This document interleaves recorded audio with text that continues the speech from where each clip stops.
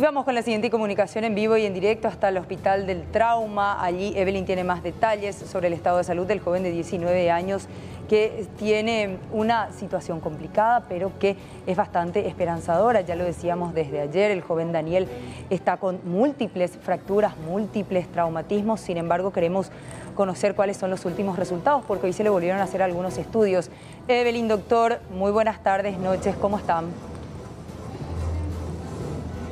Buenas tardes, Mercedes. Así mismo, ya por eso nos encontramos con el doctor Saldívar para actualizar justamente la situación de José Sabán, este joven de 19 años. Doctor, a esta hora de la tarde, ¿cómo está evolucionando el paciente?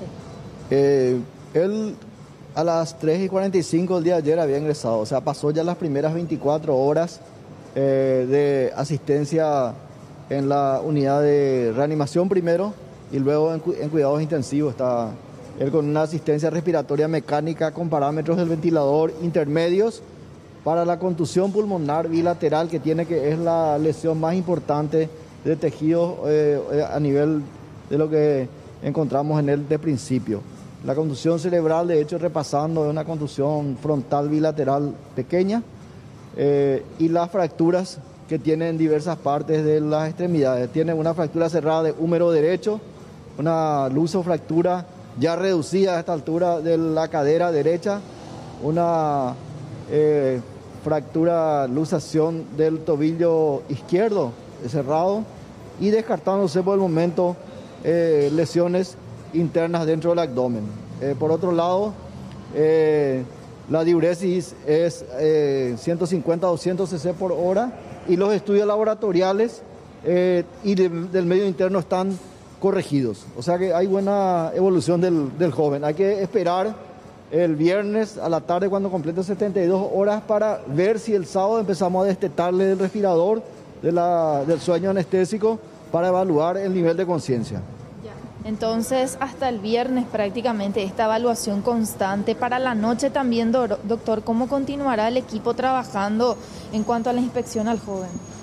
Terapia intensiva de adulto tiene en total 21 camas, la terapia de niños 8 y la reanimación 4. Los pacientes que entran en terapia intensiva son pacientes que están controlados minuto a minuto, todos. Y en el caso de Sabán es un paciente dentro de ese todo, pero por supuesto cada observación hora a hora puede modificar medicación. En el caso de él está respondiendo bien, hay mucha esperanza. Ahí está entonces las declaraciones del doctor Saldívar. Compañeros, no sé si tienen alguna consulta también desde piso, muy importante estas próximas horas, como comentaba el doctor. Sí. Entonces, y posterior al viernes ya podríamos hablar de que deje el respirador manual justamente. ¿Podemos conversar con el doctor? Él nos escucha, Evelyn, por favor, si le podríamos colocar el retorno. Sí. Algunas consultas, sobre todo con... Claro que sí, ahora mismo voy a poner, doctor, el retorno en altavoz para que pueda escuchar a los compañeros en piso, manteniendo la distancia pertinente también.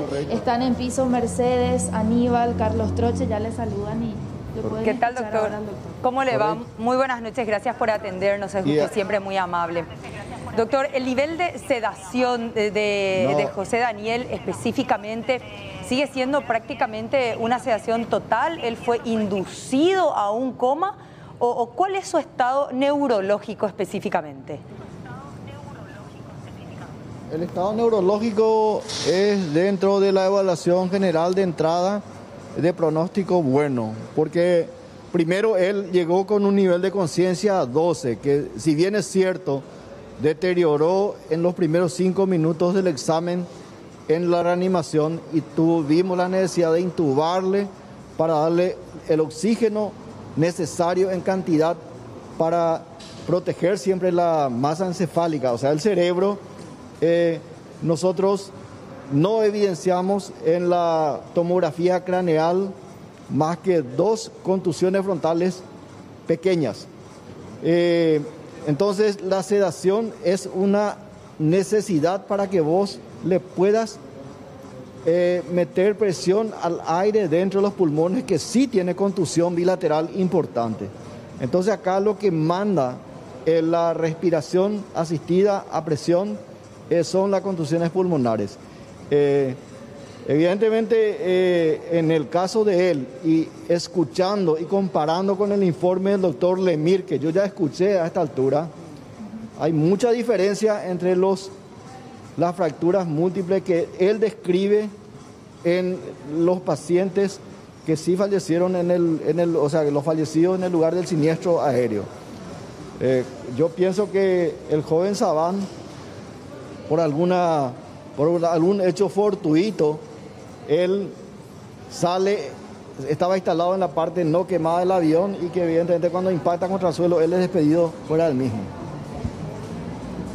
Sí, precisamente esa es una explicación que ya lo escuchamos en cuanto a su teoría, también de algunos expertos, porque es inentendible que el resto de la tripulación, 7 en total, hayan fallecido en forma instantánea, lo decía el doctor Pablo Lemir, porque tenían traumatismos incompatibles con la vida y milagrosamente él aparece, según los rescatistas, ya fuera del avión a unos metros, consciente, moviéndose. Realmente es una escena difícil de entender, de comprender y que hoy, por suerte, le favorece para esta condición en la que está, doctor.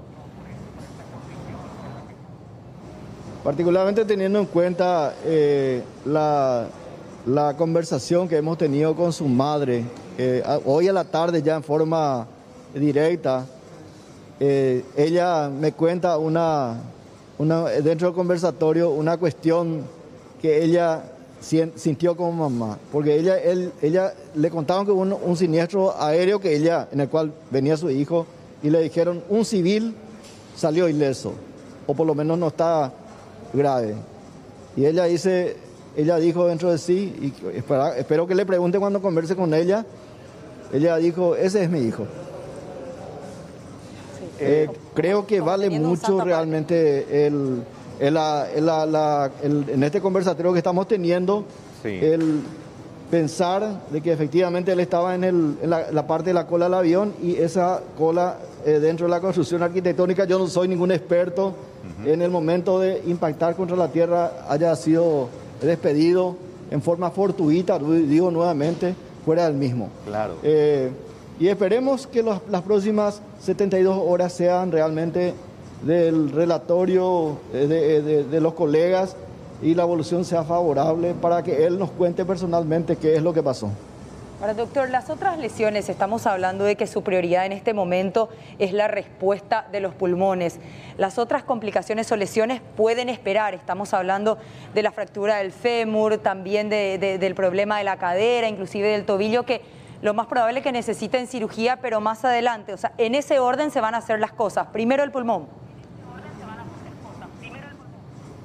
Asimismo, en este momento es el cuidado crítico, el manejo de toda la hemodinamia, mantener el equilibrio en el medio interno, para no ser muy complejo para la gente que nos están escuchando.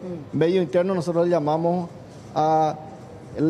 digamos, el equilibrio que tiene que tener digamos, la sangre dentro del organismo para que realmente el oxígeno que le aportamos con el respirador llegue a todos los tejidos del cuerpo humano, de manera a que realmente él tenga una vida en este momento sostenida por la terapia, pero definitivamente en el caso de él podemos decir que hay muchas esperanzas. Conociendo su franqueza, conociendo su capacidad también, ¿cuáles son las probabilidades que tiene él de salir de esta, doctora? Yo normalmente no quiero aventurar un pronóstico que raye fuera de los datos que la estadística, por evidencia científica, nos aportan los pacientes que sufren lesiones por caída de altura, y en este caso caída de altura, pero sumado a la velocidad. Y eso multiplicado da una energía cinética transmitida a los tejidos. Entonces, por eso yo tengo mucho cuidado y mucho respeto por lo que el organismo de él nos va diciendo con los controles que vamos haciendo en la tomografía de mañana, y por supuesto que siga teniendo este comportamiento de la respuesta hemodinámica que él tiene. Mínimas dosis de drogas inotrópicas para mantener la presión, una buena diuresis, la gasometría que se mantenga en un pH estable y que el control de la tomografía del pulmón, no de mañana, sino del viernes, vaya aclarando el panorama. Así es, yo no quisiera aventurar en ese sentido, guardo mucho respeto a la evolución en el caso de él. No es frecuente que un paciente salga ileso de un impacto, de una caída de altura con velocidad, porque los tejidos blandos normalmente sufren lesiones que a veces no se evidencian en las primeras imágenes. Y si hablamos, doctor, de este tejido blando específico, estamos hablando de los pulmones, y si bien la palabra contusión es una palabra bastante técnica, bastante médica, ¿se podría explicar de qué manera no se infla, sangra, no responde? ¿Cuál es el problema que tiene el pulmón? ¿Por qué necesita una respiración artificial? El cuerpo humano tiene una estructura esquelética, ¿verdad? De los vertebrados que sostiene al resto de los tejidos. Tenemos un tejido muscular, tener el tejido cerebral, tener el tejido pulmonar, los tejidos que constituyen los órganos del aparato digestivo, tenés las arterias, las venas, los linfáticos, o sea que todo el resto que no es hueso son tejidos blandos. A eso me refiero. Además de eso, el 60% de todo el organismo es líquido, sangre, linfa. Entonces, cuando uno, vuelvo a explicar, cuando vos agarrás una manzana y tirás de arriba contra el suelo, digamos, la estructura que le protege es nada, es el tejido específico que constituye digamos, la pulpa y el esqueleto de lo que sostiene la fruta. En este caso, yo digo y quiero explicarle a la gente, vos tirás una manzana no directamente de arriba abajo, sino que se va con una velocidad.